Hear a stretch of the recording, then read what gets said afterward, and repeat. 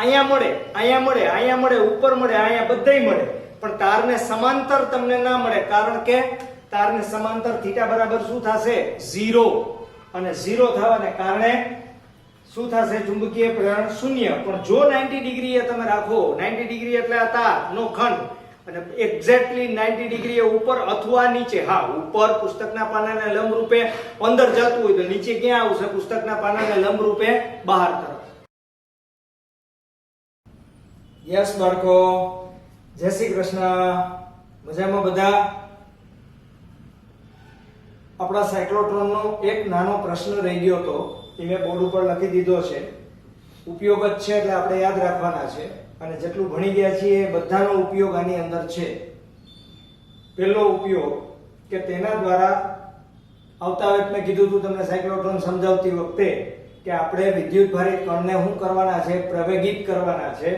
આ પ્રવેગિત થયેલા ઊંચી ઉર્જાવાળા કણને ન્યુક્લિયસ ઉપર પ્રતાડિત કરીને પરિણામે થતી ન્યુક્લિયર પ્રક્રિયાનો અભ્યાસ કરવા માટે સાયક્લોટ્રોનનો પહેલો ઉપયોગ છે. બીજો ઉપયોગ ઇમ્પ્લાન્ટેશન. ઇમ્પ્લાન્ટ કરવું એટલે શું? તો કે પ્રસ્થાપિત કરવું. પ્રસ્થાપિત કરવું એટલે કોઈ એક ધાતુનો ટુકડો છે તો એ ધાતુના ટુકડા ઉપર કોઈ એક અન્ય ધાતુનું પડ ચડાવવું, બરાબર? તો તેનો ઉપયોગ ઘન પદાર્થમાં બીજા આયનો ઇમ્પ્લાન્ટ એટલે કે એની ઉપર પ્રસ્થાપિત કરવા, થોપવું કરીને તેમના ગુણધર્મો બદલવા માટે અથવા નવા પ્રકારના દ્રવ્યો બનાવવા માટે તેનો ઉપયોગ થાય. ઉપરાંત તેનો ઉપયોગ હોસ્પિટલમાં રેડિયોએક્ટિવ પદાર્થ બનાવવા માટે પણ થાય, જે રોગના નિદાન અને તેના નિવારણ માટે કેવું છે? ઉપયોગી. એટલે કેન્સર જેવા દર્દો માટે પણ આવા વિદ્યુત ભારિત કણોનો ઉપયોગ કરવામાં આવે છે, કે જેમાં કેન્સરના કણો છે એને બાળવા માટે પણ આવા પ્રવેગિત થયેલા રેડિયોએક્ટિવ વિકિરણોનો યુઝ કરવામાં આવે છે, બરાબર?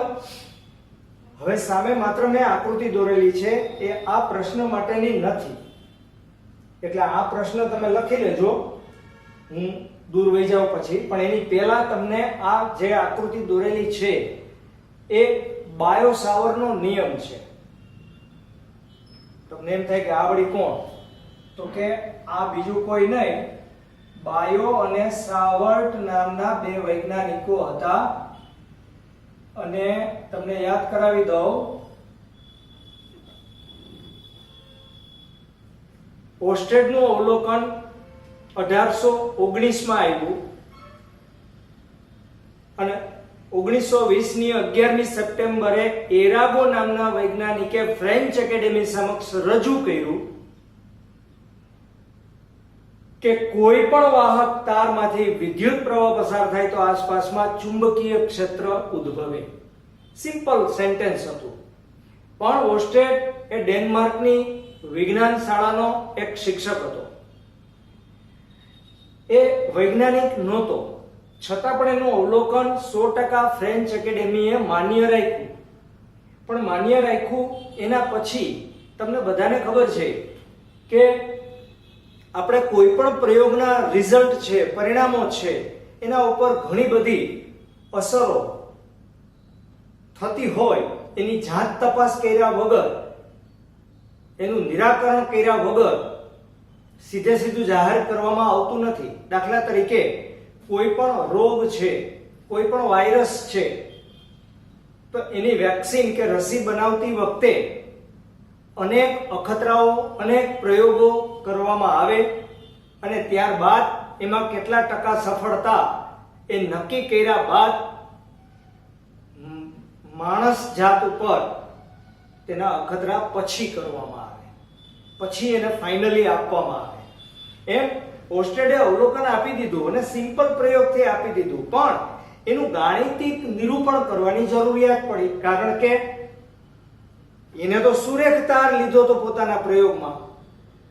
તો ફ્રેન્ચ એકેડેમી તો અનેક પ્રશ્ન પૂછે કે ભાઈ આ સીધા તારને બદલે યાદચ્છિક આકારનો આવો તાર હોય ને એમાંથી વિદ્યુત પ્રવાહ પસાર થતો હોય તો આજુબાજુમાં ચુંબકીય ક્ષેત્ર ઉત્પન્ન થાય તો કઈ બાજુ થાય, કઈ દિશામાં થાય, કેવી રીતે થાય? તો ઓર્સ્ટેડ પાસે એનો 100% જવાબ સંતોષકારક નહોતો. ત્યારે પેરિસની નજીકમાં આશરે 200 માઇલ દૂર બાયો અને સાવર નામના બે વૈજ્ઞાનિકો, કે જે ખરેખર વૈજ્ઞાનિકો નહોતા, ગણિતશાસ્ત્રી હતા. આવા બાયો અને સાવર એ બંને ને ફ્રેન્ચ એકેડેમીએ બોલાવી અને આના ગાણિતિક પરિણામો રજૂ કરવા માટેનું આમંત્રણ આપ્યું. અને બાયો અને સાવરે જે અવલોકન ઓર્સ્ટેડે આપ્યું હતું એ જ અવલોકનનો ઉપયોગ કરી અને એક ગાણિતિક સૂત્ર આપ્યું. આ ગાણિતિક સૂત્ર બાળકો યાદ રાખો, ખૂબ જ ઉપયોગી, અત્યંત ઉપયોગી, અને એના ઉપરથી આપણે બાકીના ઘણા બધા સૂત્રો સાબિત પણ કરવાના છે અને આ ખુદ સૂત્રનો ઉપયોગ પણ કરવાનો છે. પણ આ સૂત્ર સાબિત નથી કરવાનું, આપણે એને સમજવાનું છે. શું સમજવાનું છે? તો કે એને માટે આપણે આપણી આકૃતિ ઉપર નજર કરીએ. બાયો અને સાવરે કરેલા પ્રયોગમાં યાદચ્છિક આકારનો x અને y બિંદુ દર્શાવતો ખૂબ જ મોટો તાર, એટલે ટપકા ટપકા કરેલા છે, ખૂબ જ મોટો વિદ્યુત પ્રવાહધારી તાર છે. x બાજુથી y બાજુ પ્રવાહ પસાર થઈ રહ્યો છે. હવે તેની આસ અને પાસ બંને તરફ ચુંબકીય ક્ષેત્ર ઉત્પન્ન થાય, તમને બધાને ખબર છે. પણ આ યાદચ્છિક આકારનો તાર છે, આ સીધો તાર નથી. તો શું બનશે? તો કે આ તારના નાના નાના નાના નાના અનેક ખંડો પાડી અને તેમાંથી કોઈ એક ખંડ વિચાર, ધારો, લ્યો, અમલમાં મૂકો. તો આ આઈડીએલ ખંડ વિદ્યુત પ્રવાહ લીધો છે આપણે, અને આઈડીએલ ખંડથી r સ્થાન સદિશ ધરાવતા કોઈ પણ p બિંદુએ, p બિંદુ અહીંયા જ દોરવું એવું જરૂરી નથી, આ આખા વિસ્તારમાં ગમે ત્યાં તમે દોરી શકો ભાઈ, બરાબર? તો આ બાજુની સાઈડમાં રહેલા કોઈ એક ધારેલા, લીધેલા, વિચારેલા, દોરેલા p બિંદુ આગળ, કે જેનો સ્થાન સદિશ r છે, ત્યાં ચુંબકીય પ્રેરણ કેવું હશે? તો કે આ ચુંબકીય પ્રેરણ નક્કી કરવા માટે તમને પાછી દિશા તો મારે કેવી જ પડે. ધારો કે અત્યારે આ જે દેખાય છે આની જેમ જ હું રાખું, જો દેખાય છે, આ આઈડીએલ છે અને આ તમારું p બિંદુ છે, આ તમારું p બિંદુ છે, દેખાય છે? તો આઈડીએલ, આ p બિંદુ, r સ્થાન સદિશ. તો હવે આ આઈડીએલ માંથી પ્રવાહ પસાર થાય તો આ બાજુ એટલે કે p બિંદુ એટલે કે જમણી બાજુ ની સાઈડમાં બાયો અને સાવરના કહેવા પ્રમાણે અને ઓર્સ્ટેડના અવલોકન અનુસાર આમાંથી વિદ્યુત પ્રવાહ પસાર થાય એટલે બાજુમાં ચુંબકીય ક્ષેત્ર ઉત્પન્ન થાય. એ ચુંબકીય ક્ષેત્ર જમણા હાથના સ્ક્રૂના નિયમ મુજબ આપણને મળી જાય. આ આઈડીએલ દેખાય છે, આ r દેખાય છે. તો આઈડીએલ ને હું r તરફ ઘુમાવું, આઈડીએલ ને r તરફ શું કરું? ઘુમાવું. તો આ સ્ક્રૂ ડ્રાઈવર મારા તરફ આવે એટલે કે પુસ્તકના પાનાને લંબ રૂપે અંદર જાય. તો આ અંદર જતી દિશા એટલે ચોકડી વાળી, એટલે કે આ બિંદુ આગળ આમાંથી વહેતા પ્રવાહને કારણે, આ ખંડને કારણે અહીં મળતું સૂક્ષ્મ ચુંબકીય ક્ષેત્ર પુસ્તકના પાનાને લંબ રૂપે અંદર તરફ હશે. હવે આ જ પરિસ્થિતિ તમે આ બાજુ વિચારો, આપણે લખવાનું કાંઈ નથી, સમજવાનું છે. લખવાનું આને માટે જ છે, આને માટે નથી. પણ તમે વિચારો કે આ તમારો આઈડીએલ છે અને આ બાજુની સાઈડ છે તમારી, આ બિંદુ તમે લેશો તો તમારે આ આઈડીએલ ને આ બાજુની સાઈડમાં ફેરવવા માટે મારે સ્ક્રૂને મારી બાજુથી તમારી બાજુ ઘુમાવવો પડશે અને મારી બાજુથી તમારી બાજુ ઘુમાવવો પડશે. એટલે ચુંબકીય પ્રેરણની દિશા આ ક્યુ બિંદુએ, ક્યુ કોઈ વિદ્યુતભાર નથી, બિંદુનું નામ આપ્યું છે, ક્યુ બિંદુએ ચુંબકીય ક્ષેત્ર પુસ્તકના પાનાને લંબ રૂપે બહાર તરફ હશે. અહીંયા ક્યાં હશે? અંદર તરફ હશે, બરાબર? તો આને આધારે ભાઈ શ્રી બાયો સાવરે આપણને એવું સૂચવ્યું કે આ બિંદુએ એટલે કે p બિંદુએ ઉત્પન્ન થતું ચુંબકીય પ્રેરણ છે dB, કારણ કે ચુંબકીય પ્રેરણને બી કહેવાય, પણ આઈડીએલ જેટલા સૂક્ષ્મ વિદ્યુત પ્રવાહ ખંડ ને કારણે અહીંયા ચુંબકીય ક્ષેત્ર મળતું હોવાને લીધે તેને આપણે સૂક્ષ્મ ચુંબકીય પ્રેરણ ડીબી કીધું. આ ડીબી છે એ કોના સમપ્રમાણમાં છે? તો કે આ ડીબી છે એ આઈડીએલ.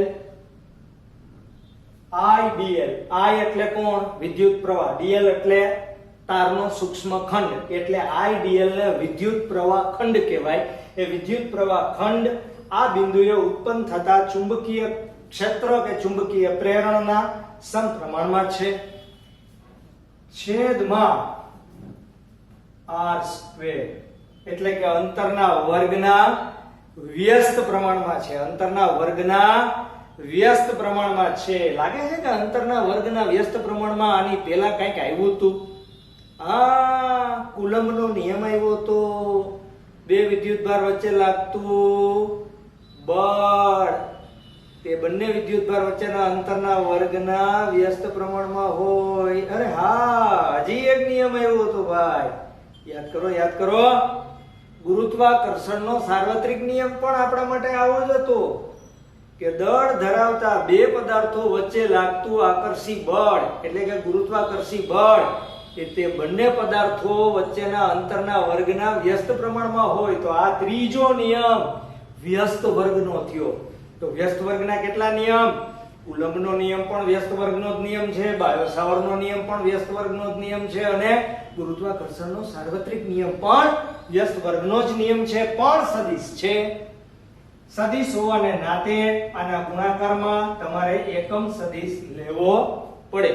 અને આ એકમ સદિશ તમે લ્યો તો તમને બધાને ખબર છે કે એકમ સદિશ બરાબર તે સદિશ પોતે છેદમાં તેનું મૂલ્ય.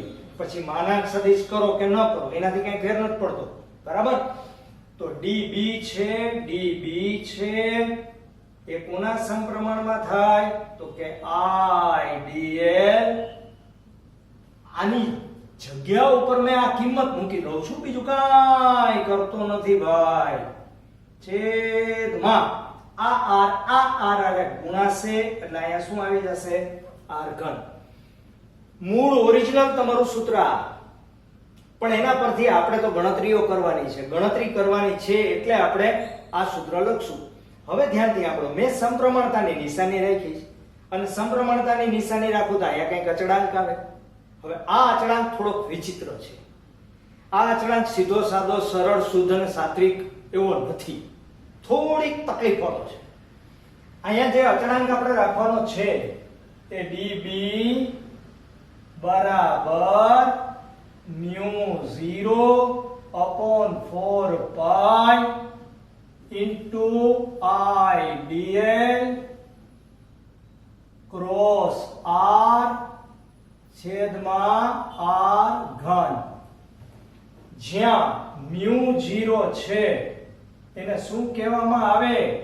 તો કે શૂન્યાવકાશ ની પરમિએબિલિટી.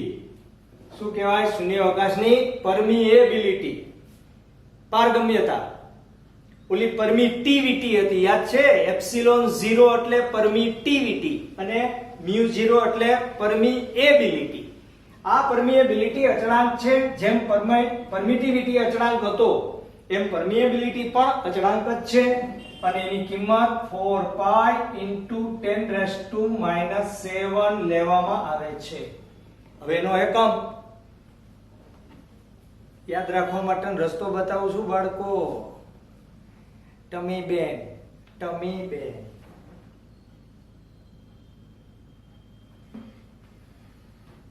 ટમી upon ampere. એ ના, ટેસ્લા મીટર અપોન એમ્પિયર.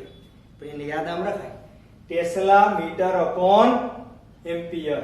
હવે આ કિંમત તમે અહીંયા મૂકી દેશો એટલે ઓટોમેટિક 4 પાઈ વહી જશે. તો આ તમારો અચળાંક બની જવાનો છે. તો આ આખો અચળાંક જ છે, અને સમપ્રમાણતાની નિશાની દૂર કરી એટલે આવેલો છે. અને આ આખા સૂત્રને અથવા જો તમે એવું લખવા માંગતા હો કે ના મારે તો r ઘન નથી લખવો, હા તો નો લખાય ભાઈ, μ0/4π into I dl ક્રોસ એકમ સદિશ r લખો તો છેદમાં r સ્ક્વેર આવશે. બે વસ્તુ એકની એક જ છે, બરાબર. હવે ધ્યાનથી સાંભળો, આ જે અત્યારે સૂત્ર આપણે પ્રાપ્ત કર્યું, આ અથવા આ, એને બાયો-સાવરનો નિયમ કહેવામાં આવે. બાયો-સાવરનો નિયમ શાબ્દિક રૂપે લખવાનો નથી, એ સૂત્ર સ્વરૂપે જ છે અને આ બરાબર બે યાદ રાખજો. હવે આપણે આનું મૂલ્ય દર્શાવીએ તો આનું મૂલ્ય કેમ મળશે ભાઈ? તો કે db બરાબર μ0/4π into I dl, ભાઈ ક્રોસ ગુણાકાર છે, r into અહીંયા શું આવશે q sin થીટા ના છેદમાં r ઘન, એટલે ઓટોમેટિક આ બે વહી જાય તો નીચે શું આવશે r સ્ક્વેર. ઓકે, અને એને આધારે તમે આના ખાસ કિસ્સાની ચર્ચા કરી શકો. ક્યાં ખાસ કિસ્સા ભાઈ? થીટા બરાબર 0 લ્યો અથવા થીટા બરાબર 90 લ્યો. જો થીટા બરાબર 0 તો sin 0 ની કિંમત 0, થીટા બરાબર 90 તો sin 90 બરાબર 1, અને sin 90 બરાબર 1 તો તમારું ચુંબકીય પ્રેરણ મહત્તમ, sin 0 બરાબર 0 તો ચુંબકીય પ્રેરણ 0.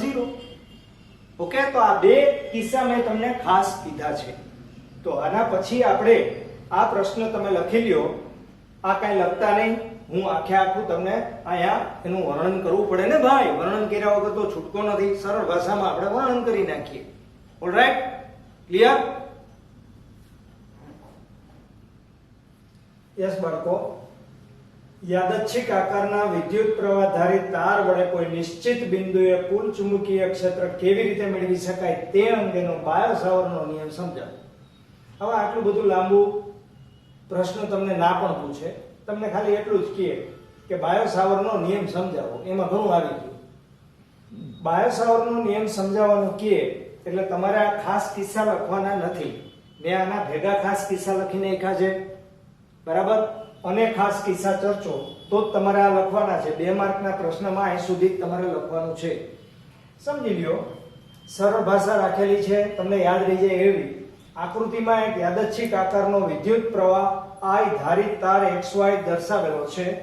વાહકના અતિ સૂક્ષ્મ ખંડ dl, વાહકના અતિ સૂક્ષ્મ ખંડ dl, આ dl દેખાય છે લાલ, આ dl, એ dl અતિ સૂક્ષ્મ ખંડ dl માંથી વહેતો પ્રવાહ I જ છે, જેને વિદ્યુત પ્રવાહ ખંડ IDL કહેવામાં આવે. મેં લખ્યું પણ છે IDL, દેખાય છે?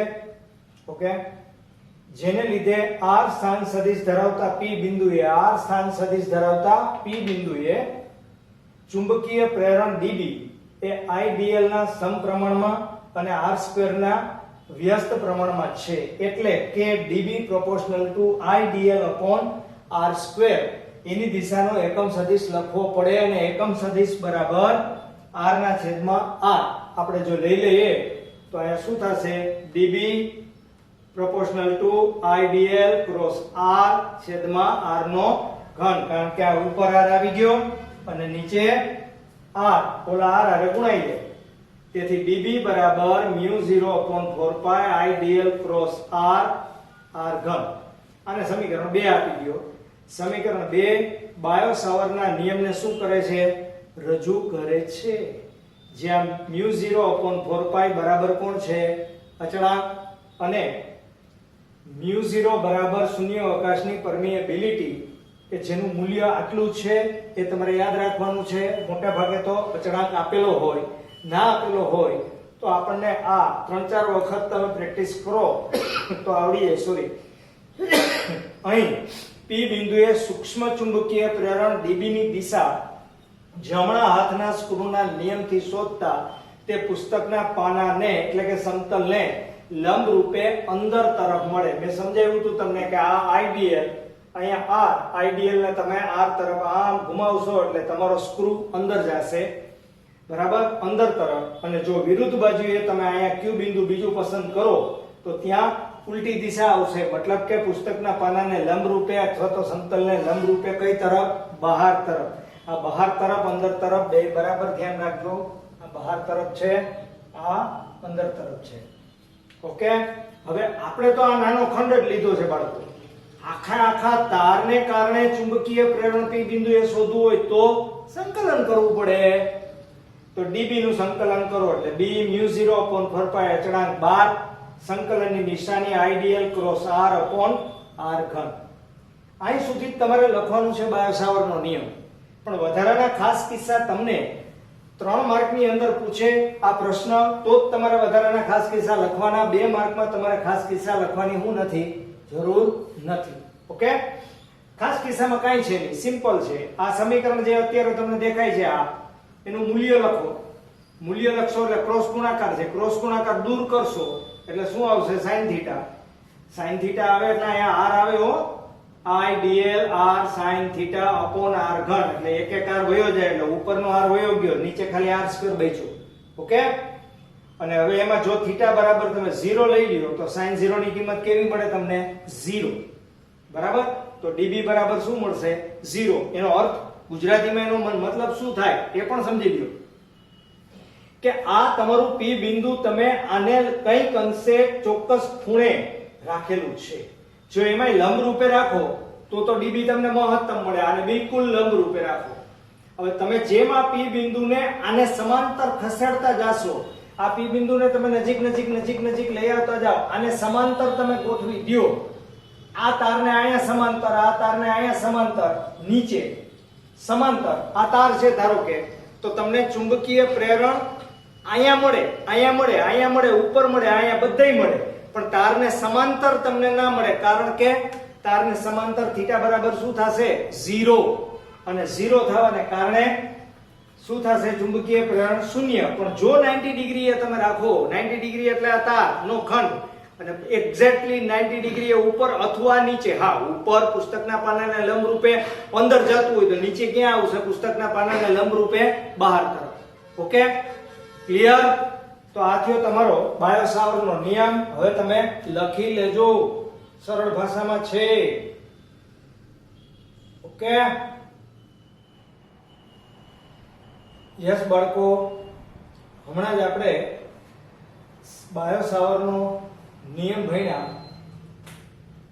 આ બાયો-સાવરનો નિયમ છે એ કુલમ્બના નિયમ સાથે કેવી સરખામણી ધરાવે, અથવા વિદ્યુત ક્ષેત્ર E માટે કેવો સંબંધ ધરાવે. ખાલી સાઈડમાં લખું છું, E બરાબર યાદ છે ને kq upon r².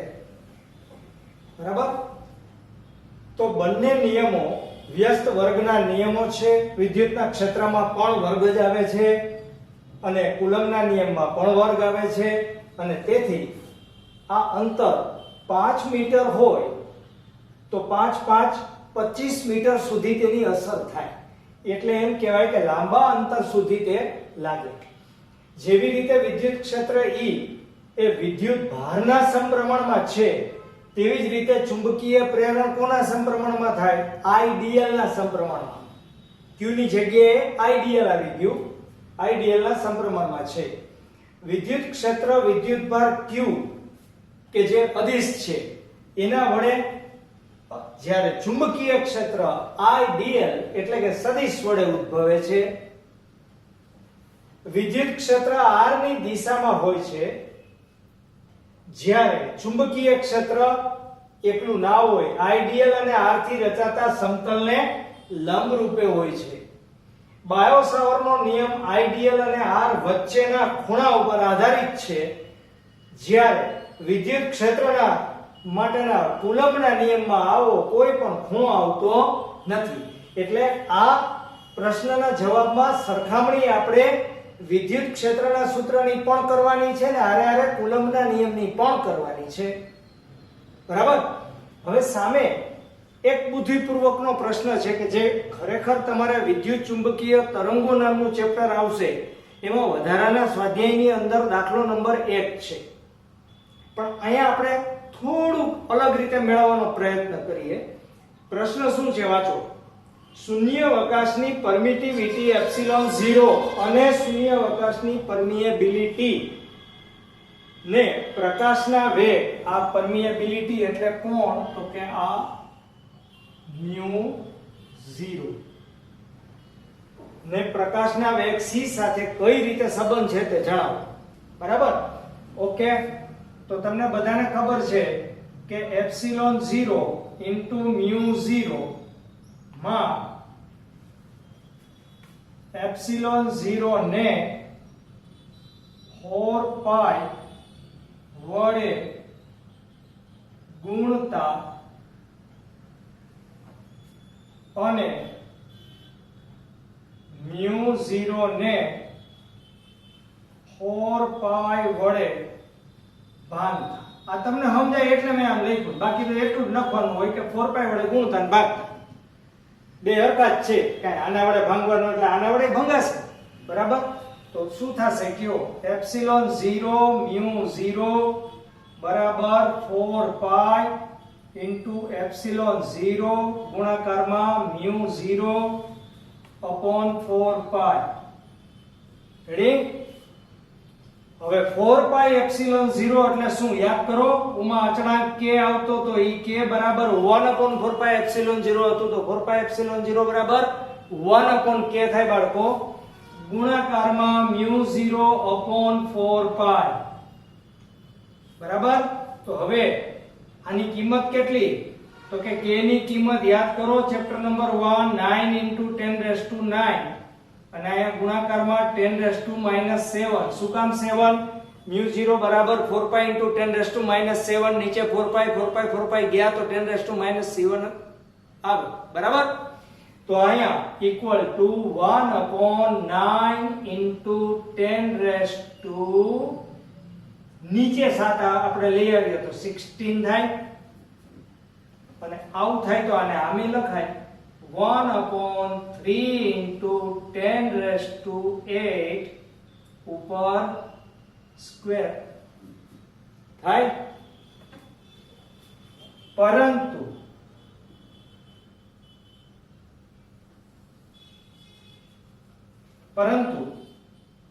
3 into 10 raised to 8 metre પ્રતિ સેકન્ડ બરાબર બીજું કોઈ નહીં પણ કોણ, તો કે પ્રકાશનો વેગ c.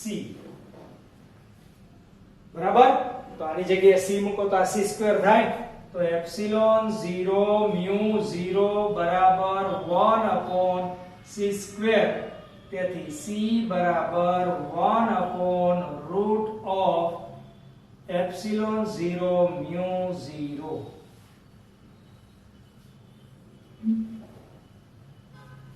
ઓલરાઈટ બાળકો, જુઓ એક ખાસ સૂચના ફરીથી આપી દઉં, રોજ આપું છું કે આ બધા પ્રશ્નો જે લખાતા જાય એ સરળ ભાષામાં બોર્ડ ઉપર હું લખતો જાઉં છું, એની નોટ બનાવતા જાજો અને એ જ પ્રશ્ન તૈયાર કરવાનો પ્રયત્ન કરજો. યાદ રહી જાય એવી સરળ ભાષા બનાવવાનો પ્રયત્ન કરું છું બાળકો. ઓકે? તો હવે તમે લખી લેજો ભાઈ. આજે આટલું જ બાળકો. જય શ્રી કૃષ્ણ.